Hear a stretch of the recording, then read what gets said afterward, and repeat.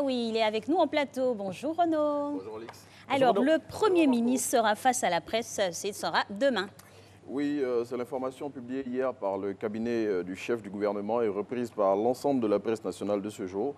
Amadou Gon Coulibaly animera une conférence de presse demain, jeudi 20 février 2020, à l'auditorium de la primature. Au cours de cette rencontre, le Premier ministre, selon Soir Info, fera un tour d'horizon de l'action gouvernementale et situera les Ivoiriens sur les perspectives de développement du pays. Ça promet donc. Alors, le premier forum du Sénat sur l'avenir des collectivités territoriales s'est achevé hier avec la présence remarquée du patron du Sénat français.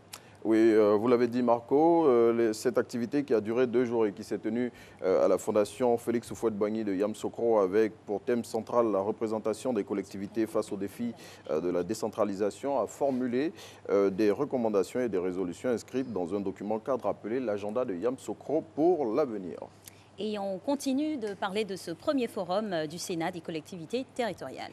Et c'est avec le quotidien Le Matin qui indique qu'en marge de ce forum, les maires de Côte d'Ivoire réunis au sein de l'Union des villes et communes de Côte d'Ivoire vont plancher aujourd'hui sur de nouvelles dispositions sur l'état civil et le mariage en Côte d'Ivoire. Selon le ministre Danho Paulin, président de l'UVICOSI, le Code civil ivoirien a connu une évolution en ce qui concerne le mariage. Désormais, donc en Côte d'Ivoire, en plus du régime des biens communs et de la séparation de biens, il y a un troisième régime qui est le mariage de contrat. Et plus de précisions sur cette nouvelle disposition dans Le Matin. Et puis Matin Bonheur également se fera le coup de cette nouvelle disposition dans son volet droit. Et puis on aura plus d'informations là-dessus. La Côte d'Ivoire et la France s'associent à la lutte contre la contrefaçon. Oui, le Comité national de lutte contre la contrefaçon CNLC a scellé hier mardi un partenariat avec le Comité national anti-contrefaçon CENAC, son pendant français selon Le Patriote. Cette convention a pour objectif d'accroître les échanges d'informations et les bonnes pratiques en matière de lutte contre la contrefaçon des comités des pays respectifs.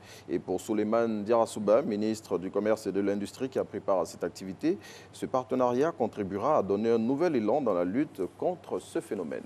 Et on s'en rappelle encore l'affaire avec défrayer la chronique et même secouer des murs. Le corps du jeune Annie Barthélémy bientôt sera rapatrié à Abidjan.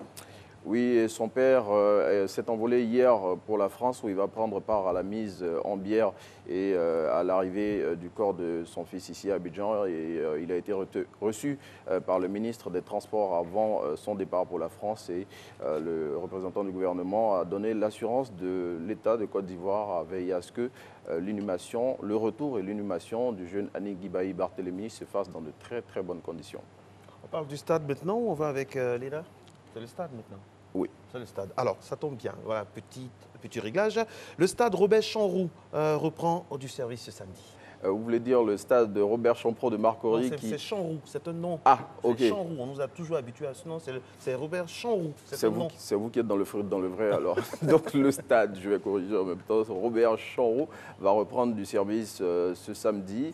Après 3 mois, il a été fermé pour 3 mois de travaux. Donc après ces travaux pendant lesquels il a bénéficié d'une nouvelle pelouse, on le voit ici à l'écran. Donc le stade Robert Chanroux, fait pas la bonne prononciation maintenant, va reprendre du service avec notamment 4 matchs du championnat national de Ligue 1 qui seront disputés ce week-end. Et cette institution, c'est toujours l'École nationale d'administration qui a reporté au 22 février 2020 le délai des inscriptions au concours d'entrée. Oui, l'École nationale d'administration, par voie de communiqué, a indiqué que la date limite des inscriptions pour les différents concours qu'elle met en liste pour l'édition 2021, pour sa rentrée 2021, sont reportées. Cette date limite est reportée au samedi 22 février, en lieu et place du samedi 15 février, comme indiqué précédemment. On le voit sur la note qui apparaît en illustration. C'était le 15 février 2020 et ça a été reporté d'une semaine, donc c'est ce samedi 22 février, donc dans quelques jours que prennent fin les inscriptions aux différents concours de l'École nationale d'administration. Voilà, merci beaucoup à vous Renaud et puis bonne chance à tous ceux qui veulent entrer dans cette